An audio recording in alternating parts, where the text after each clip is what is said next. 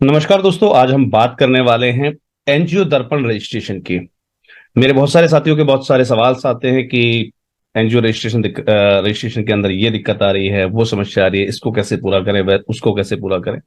और खुदा ना खास्ता जो है, हमारे यूट्यूब चैनल से भी हमारी जो पहले वाली वीडियो थी एनजीओ दर्पण रजिस्ट्रेशन की, वो किन्हीं लीगल रेमेडीज की वजह से जो है डिलीट कर दी गई है। तो मैं एक बार चाहूंगा कि मैं आप लोगों के साथ फिर से एक बार शेयर कर सकूं इस एनजीओ दर्पण रजिस्ट्रेशन प्रोसेस को, कि कैसे हमें इसको प्रोसेस करना है, क्या सही तरीका होता है इसको प्रोसेस करने का। इसके लिए मैं आपको लेकर आया हूं मेरी स्क्रीन पर, जहां पर आप देख पा रहे होंगे that we have log in the account. और जहां पर ये हमें बता रहा है कि आपका रजिस्ट्रेशन प्रोसेस जो है केवल 5% अभी कंप्लीट है। So we will click here to update the NGO profile. चलिए जी, हम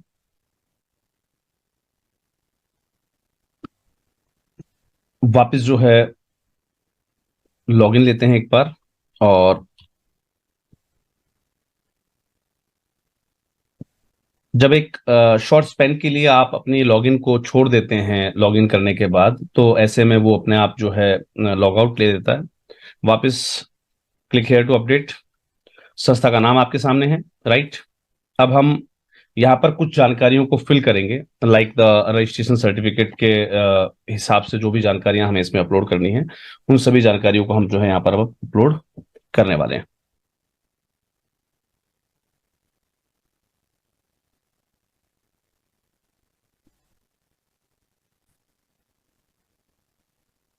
तो हमें अपडेट करना है यहाँ पर एनजीओ का एड्रेस। चलिए जी, एनजीओ के एड्रेस को हम यहाँ पर जो है अपडेट कर देते हैं।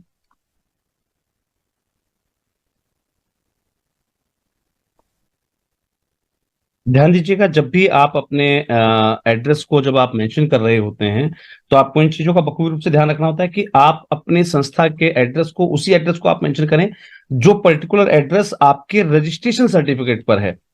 कई बार आपका रजिस्ट्रेशन प्रोसेस जो है अनवेरिफाइड रह जाता है। तो उसका कारण ही जो है ये रहता है कि आपने अपना करंट एड्रेस या आपका जो बीओ एड्रेस है या आपका जो एचओ एड्रेस है, आपने वो जो है अपडेट कर दिया, जबकि आपको यहाँ पर आरओ अपडेट करना होता है। आरओ इन द सेंस आपका रजिस्टर्ड ऑफिस एड्रेस, क्योंकि आपका जब आप सर्टिफिकेशन अपलोड करेंगे तो आपके सर्टिफिकेशन से वो एड्रेस मैच होना चाहिए।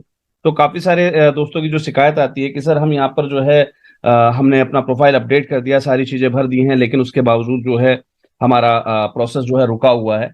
तो उसका मुख्य कारण जो है वो यही होता है कि आप अपना आरओ रजिस्टर कर देते हैं, आपने आरओ एड्रेस यहाँ पर मेंशन कर देते हैं, जबकि आपको जो है यहाँ पर अपना कंप्लीट एड्रेस देना होता है, जो आपके रजिस्टर्ड ऑफिस एड्रेस के रूप में आपके सर्टिफिकेट पर अवेलेबल हो, और कोई एड्रेस आपको यहाँ पर नहीं देना होता है। आप अपनी संस्था को कहीं संचालित कर रहे हैं, किसी अदर एड्रेस पर संचालित कर रहे हैं, आपने अपना एचओ कहीं और बनाया हुआ है, उससे कोई दिक्कत नहीं, वो आपका एज इट इज चलेगा। लेकिन यहां पर जब आप एनजीओ दर्पण को अपनी डिटेल फिल करते हैं, तो यहां पर आपको इन चीजों का बखूबी रूप से ध्यान रखना है कि आप यहां पर जो भी जानकारी दें वो बिल्कुल क्लियर और स्पष्ट होनी चाहिए, राइट। चलिए जी, हमने बाकी की चीजों को यहां पर फिल कर दिया है। रजिस्टर्ड विद, ध्यान दीजिएगा, जब आपकी संस्था अगर रजिस्टर्ड विद सोसाइटी है तो सोसाइटी को सिलेक्ट करेंगे आप। आपकी संस्था जो है रजिस्टर्ड विद कोऑपरेटिव सोसाइटी तो कोऑपरेटिव सोसाइटी आप सिलेक्ट करेंगे, राइट। आप जो है सब रजिस्ट्रार ऑफिस से आपकी संस्था रजिस्टर्ड है, यानी कि जब आप जैसे काफी लोग मुझे कहते हैं कि सर हमने ट्रस्ट बना रखी है तो हमारे पास यहाँ ट्रस्ट का ऑप्शन नहीं। यार, ट्रस्ट का रजिस्ट्रेशन आपने किससे लिया? सब रजिस्ट्रार ऑफिस से ना, राइट। तो सब रजिस्ट्रार को आप यहाँ पर सेलेक्ट करेंगे। जैसे सेक्शन 8 वाले हैं वो रजिस्ट्रेशन ऑफ कंपनीज पर, रजिस्ट्रार ऑफ कंपनीज को आप सिलेक्ट करेंगे, राइट। तो यहाँ पर आप देखिए, यहाँ पर आपको ऑप्शन मिलता है private sector companies section 825, right. तो यहाँ पर आपको जो है इसको मेंशन कर देना है। अब फिल करते हैं यहाँ पर हम अपना रजिस्ट्रेशन नंबर। चलिए जी, रजिस्ट्रेशन नंबर के लिए हमें चेक करना होता है अपना रजिस्ट्रेशन सर्टिफिकेट, जहां पर हमें अपना रजिस्ट्रेशन नंबर मिलता है। तो मैं यहां पर जो है रजिस्ट्रेशन नंबर मेंशन कर देता हूं।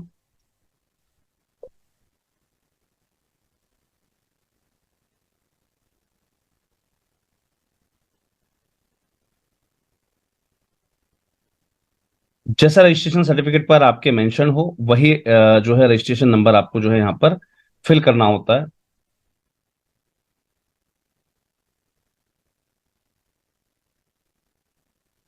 कई बार हमारी संस्थाएं क्या गलती करती है कि अपने रजिस्ट्रेशन नंबर के लास्ट के अक्षर को मेंशन कर दी, जबकि आपको यहाँ पर कंप्लीट सीआईएन डालना होता है। तो इन चीजों का हमें बखूबी रूप से जो है रजिस्ट्रेशन नंबर डालते समय ध्यान रखना है। चलिए जी, हमने अपने रजिस्ट्रेशन नंबर को यहाँ पर जो है इनपुट में डाल दिया है, और हम उसको वेरीफाई जरूर कर लेंगे कि कहीं हमसे कोई भी गलती यहाँ पर नहीं हुई है। इसके बाद हमें अपलोड करना होता है अपना सर्टिफिकेशन। तो हम जो है, जो हमारा रजिस्ट्रेशन सर्टिफिकेट है उसको हम अपलोड कर देते हैं। ध्यान दीजिएगा, यहाँ पर एक चीज मैं जरूर आपसे कहना चाहूंगा कि जब आप अपना डॉक्यूमेंटेशन कोई भी अपलोड करते हैं, राइट, जब आप कोई भी अपना रजिस्ट्रेशन अपलोड करते हैं तो यहां पर अपलोड बटन को आप क्लिक करेंगे। अपलोड बटन पर क्लिक करने के बाद आप इसको सेव डॉक्यूमेंट पर क्लिक करेंगे। मेरे काफी सारे साथी क्या गलती करते हैं कि वहां पर रजिस्ट्रेशन सर्टिफिकेट की जगह उसकी कॉपी को यूज करते हैं। फोटो कॉपीज बिल्कुल भी मान्य नहीं है। काफी सारे हमारे जो ट्रस्ट डीड जिनके पास अवेलेबल है, वो क्या करते हैं, अपना ट्रस्ट डीड का वो पेज अपलोड करते हैं जिस पर रजिस्ट्रेशन नंबर लिखा हुआ, जबकि एग्जैक्ट रूप से आपको अपना जो है trust deed with complete deed को अपलोड करना होता है इन ओरिजिनल। तो हमेशा आपके ओरिजिनल को आप जो है जरूर कॉपी करके रखिएगा। अब बात करते हैं यहां पर एक्ट नेम की। तो यहां पर आप जो है जनरली जो है सेक्शन 8 ऑफ कंपनीज एक्ट 2013 आप यहां पर यूज कर पाएंगे। तो ये आपका इस प्रकार से जो है कंप्लीट हो जाता है। यहां पर आपको देनी होती है आपकी रजिस्ट्रेशन डेट, जो कि यहां पर मेंशन होती है। तो हम यहां पर रजिस्ट्रेशन डेट दे देते हैं। चलिए जी, ये हमारी रजिस्ट्रेशन डेट कंप्लीट हो गई। यहां पर पूछता है कि आपके रजिस्ट्रेशन की वैलिडिटी अवेलेबल है आपके पास। कुछ रजिस्ट्रेशन, कुछ राज्यों के जो रजिस्ट्रार ऑफिस होते हैं वो 3 साल के लिए एक संस्था को रजिस्टर्ड अलॉट करते हैं। उस समय वैलिडिटी लिखी जाती है उस पर कि आपको जो है 3 साल के लिए वैलिड है। तो उस केस में आपको इसको यस टिक करना है, अदरवाइज इसको आप नो रहने दीजिएगा। यहाँ पर एफसीआरए आपके पास अवेलेबल है या नहीं है, इसको आपको यस या नो टिक करना होगा। जब भी आपके पास एफसीआरए अवेलेबल हो जाता है तो अपने एनजीओ दर्पण में सुधार करना ना भूलें। चलिए जी। जैसे ही हमने अपना रजिस्ट्रेशन कंप्लीट किया, यानी कि ये फर्स्ट स्टेप है हमारा जिसमें हमने अपनी एनजीओ की डिटेल्स को फिल किया है। हमारी एनजीओ की डिटेल्स कंप्लीट हो गई हैं यहां पर। अब हम आते हैं रजिस्ट्रेशन डिटेल, यानी कि इसके सेकंड कॉलम पर। सेकंड कॉलम पर आप देखेंगे कि यहां पर हमारी संस्था की जो जानकारी हमने पिछले सेक्टर में, पिछले कॉलम में भरी थी, वो सारी जानकारी यहां पर दिखाई दे रही है। इसको आप जब मन चाहे एडिट या अपडेट कर सकते हैं अगर आपसे कोई भी गलती हो गई है तो। अगर आपकी यहां पर कोई भी गलती नहीं हुई है, आपको डायरेक्टली आना है आपके थर्ड पेज पर, यानी कि इसके थर्ड सेक्शन में, जहां पर आपसे मांगी जाती है आपकी मेंबर्स की डिटेल। यहां पर हमारे बहुत सारे साथी बहुत सारी गलतियां करते हैं।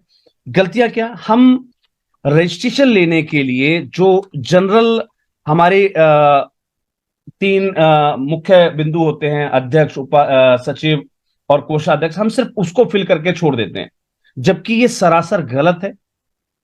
आपको जब अपने डॉक्यूमेंटेशन आप फाइल कर रहे हो तो उस समय इस बात का बखूबी रूप से ध्यान रखना है कि आप अपनी कंप्लीट इंफॉर्मेशन यहां पर अपलोड करें। अगर आपकी संस्था के अंदर 5 मेंबर हैं तो पांचों मेंबर की डिटेल आपको यहां पर फिल करनी होती है, right.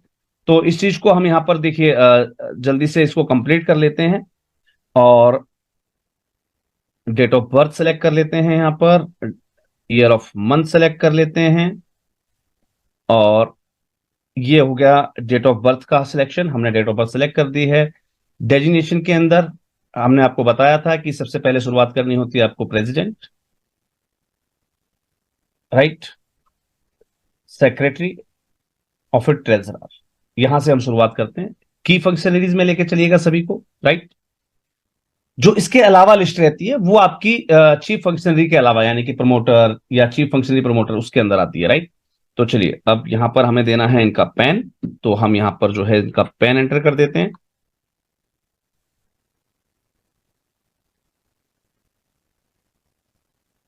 I agree with the terms and condition, इसको क्लिक करना मत भूलिएगा। अगर पैन और आधार का नाम अलग है तो यहां पर आप उस केस में टिक करेंगे जहां पर पैन और आधार के अंदर जो आपने ऊपर नाम फिल किया है वो आधार के अंदर अलग है। यानी कि जैसे पवन कुमार यहां पर मैंने टैग किया था, तो अगर आधार पर सिर्फ पवन होता तो हम क्या करते हैं, इसको यहां पर टिक करने के बाद और इसको हम जो है फिर उसके बाद आधार नंबर भरते हैं। अदरवाइज हमारा जो है बिल्कुल सही है, तो हम डायरेक्टली अपना जो है आधार नंबर यहां पर फिल करेंगे, राइट। चलिए जी, आई एग्री पर क्लिक करेंगे हम।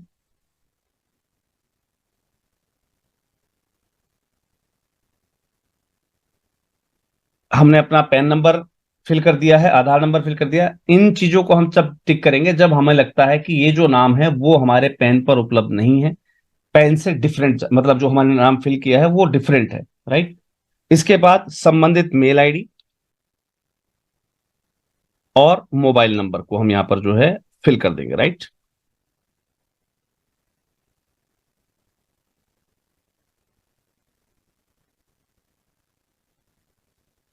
चलिए जी, एक्टिव सिंस, ध्यान दीजिएगा, डिपेंड करता है कि आपकी संस्था किस डेट को रजिस्टर्ड हुई, उस डेट के अगले दिन से आपको इनको एक्टिवेट दिखाना होता है, राइट। अगर आपने कोई कार्यकारिणी चेंज की तो जिस डेट से वो व्यक्ति एक्टिव हुआ है वो डेट आपको जो है आपको सेलेक्ट करनी होती है। तो इन बातों का हमको विशेष रूप से ध्यान रखना होता है, राइट। चलिए जी,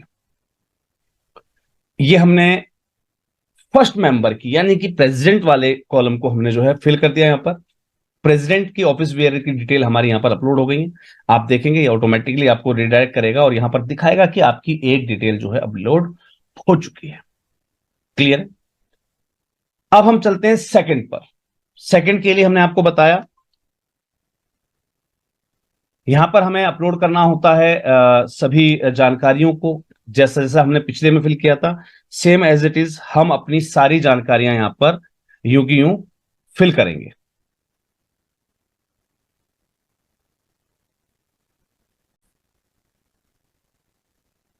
तो इस प्रकार से आपने देखा कि कैसे हमने अपने सभी मेंबर्स की डिटेल्स को जो है एड ऑन कर दिया है। इसको एड ऑन करने के बाद हम बढ़ते हैं सोर्स ऑफ फंड पर। ध्यान दीजिएगा, इस तालिका को हर साल अपडेट करना अनिवार्य होता है, राइट।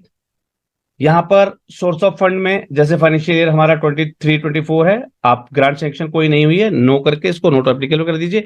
जब भी आपको कोई ग्रांट एप्लीकेबल जो हुई हो, आपको अगर आपको कोई ग्रांट मिली हो तो उसको हमेशा अपडेट करते रहना है, ये बहुत ज्यादा जरूरी हो जाता है। अब बात करते हैं की इंफॉर्मेशन पर। की इंफॉर्मेशन के अंदर ध्यान दीजिएगा, आप यहां पर अपने ऑथराइज कंसल्टेंट, अपने किसी भी विश्वसनीय व्यक्ति, ठीक है, जो संबंधित जानकारियों के लिए ऑथराइज किया गया है उसकी डिटेल ही भरें।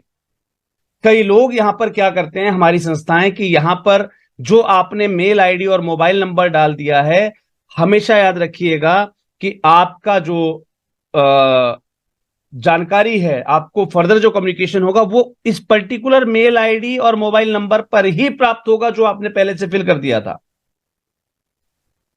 ये बहुत ज्यादा जरूरी हो जाता है। इस चीज को आप बखूबी रूप से ध्यान रखिएगा कि यहां पर हम जो गलतियां करते हैं, रजिस्ट्रेशन के समय हमने जो मेल आईडी और मोबाइल नंबर डाल दिया, ये हमारा प्रारूप रजिस्टर्ड हो जाता है। उसी संबंधित नंबर पर कौन व्यक्ति अवेलेबल होगा, सिर्फ उसका नाम और डेजिग्नेशन आपको जो है यहां पर फिल करना होता है। काफी बार मैंने संस्थाओं को देखा है कि यहां पर आप फिल कर देते हैं ऐसे व्यक्ति का नाम जो संस्था के अंदर ट्रेजरर है या प्रेसिडेंट है। ध्यान दीजिएगा, इस प्रकार के संपर्क के लिए दो ही तीन प्रकार के लोग मान्य होते हैं। एक आपका ऑथराइज रिप्रेजेंटेटिव या आपका कोई ऑथराइज कंसल्टेंट है वो, आपका प्रोजेक्ट मैनेजर या आपका सेक्रेटरी। तो आपको ध्यान देना है कि यहां पर ये बाकी के जो पद हैं उनको आप यहां पर ऑप्ट ना करें। ये बहुत बड़ा फर्क लगाता है आपके प्रोफाइल के ऊपर।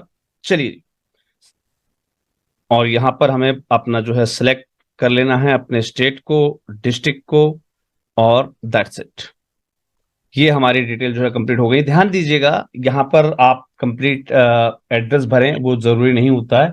आप जनरली अपने शहर का नाम डाल सकते हैं, लेकिन अगर आप ऐसे में इसको कंप्लीट करते हैं तो वो बहुत ज्यादा बेटर हो जाता है, राइट। तो की कॉन्टैक्ट इंफॉर्मेशन हम यहां पर जो है सेव कर चुके हैं। क्लियर है? Account has been saved, account information has been saved. अब चलते हैं वर्किंग एरियाज के ऊपर। हमारी संस्था किस किस वर्किंग एरिया के अंदर डील करती है, हमें उस चीजों को जो है यहाँ पर रिकॉर्ड देना होता है। जैसे कि मैं फिलहाल संस्था की जब शुरुआत कर रहे होते हैं तो शुरुआत करते हैं हम अपने डिस्ट्रिक्ट के माध्यम से। तो सबसे पहले हम इसको अपने डिस्ट्रिक्ट पर सेलेक्ट कर देंगे। ध्यान दीजिएगा, इसको आप जब मन चाहे ऐड ऑन कर सकते हैं, आप इसमें चेंजेस कर सकते हैं। तो कोशिश कीजिएगा पहली बार में जब आप अपनी संस्था का रजिस्ट्रेशन करवा रहे हो, न्यूली आपका रजिस्टर्ड संस्थान है, तो एकदम आप पूरा ऑल ओवर इंडिया सेलेक्ट मत कर दीजिएगा। ऐसी गलती भी काफी लोग कर देते हैं, तो वो भी एक बहुत बड़ा कारण बनती है। आप पर्टिकुलर जिस एरिया में वर्क कर रहे हैं, आप उस एरिया को जो है सेलेक्ट कीजिए।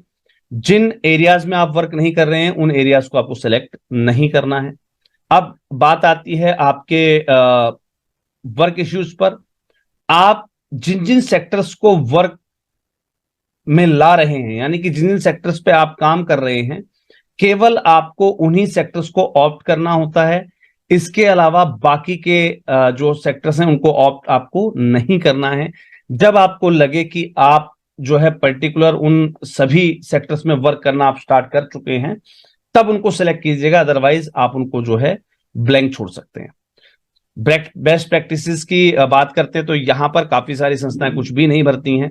ध्यान दीजिएगा, यहां पर इसको हमेशा अपडेट करते रहना है।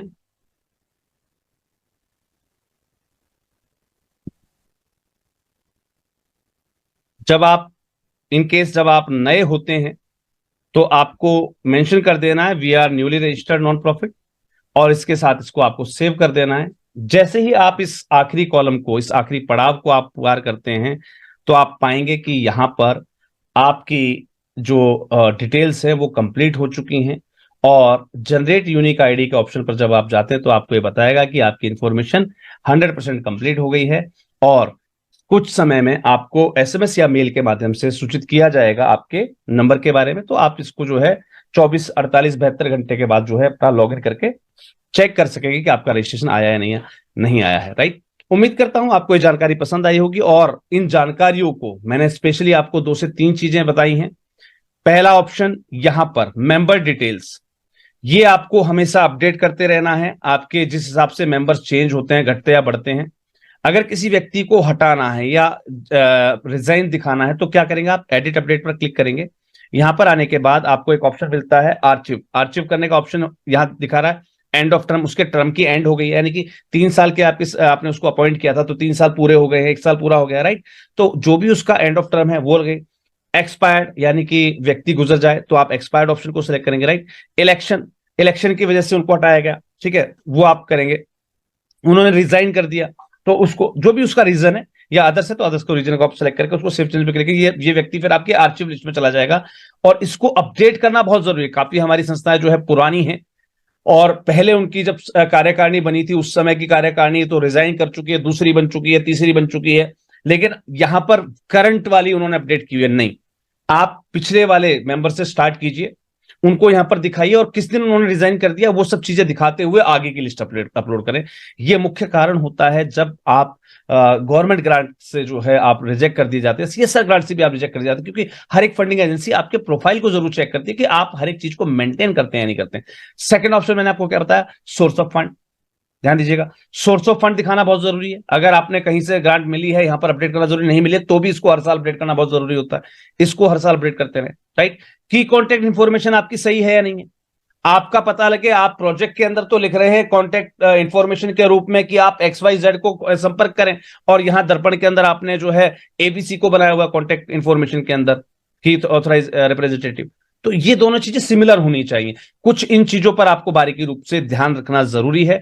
वर्किंग एरिया, पता लगे आप प्रोजेक्ट दे रहे हैं जिस एरिया का, वो वर्किंग एरिया आपने यहां पर जो है अपलोड नहीं किया हुआ, यहां पर आपने मेंशन नहीं किया हुआ, ये कारण भी बनता है आपके पास फंडिंग एजेंसी से जवाब नहीं आता। ये ऐसे बहुत सारे कारण होते हैं जिनकी वजह से जो है फंडिंग एजेंसी की जो है आपके पास कोई भी कॉल या बैकअप नहीं आता है, फॉलोअप नहीं आता है। तो इन सभी चीजों का ध्यान रखें, क्योंकि एनजीओ दर्पण आपकी आईडी जो है मैंडेटरी है हर जगह, और ऐसे में आपके पास एनजीओ दर्पण होना अनिवार्य होता है। और यहीं से एक फंडिंग एजेंसी को आपका पूरा का पूरा बायोग्राफी मिल जाती है। तो इसको हमेशा अपडेट रखें, अप टू डेट रहें। Thank you, thanks a lot, और उम्मीद करता हूं कि हम अपनी अगली वीडियो में आपको फिर से आगाह करेंगे कुछ ऐसे पॉइंट से जो आपको लगातार फंडिंग एजेंसी के साथ कम्युनिकेट करने में जो है बीच में कम्युनिकेट करने के जो बीच का रास्ता है आपका, उसके बीच का रोड़ा बन रहे हैं, यानी कि रुकावट का काम कर रहे हैं। ऐसे सभी कमियों को हम लगातार जो है अपनी वीडियोस के माध्यम से दूर करने का प्रयास करेंगे। चलिए मिलते हैं अगले किसी और वीडियो में नई किसी जानकारी के साथ। तब के सभी को जय हिंद, जय भारत, धन्यवाद।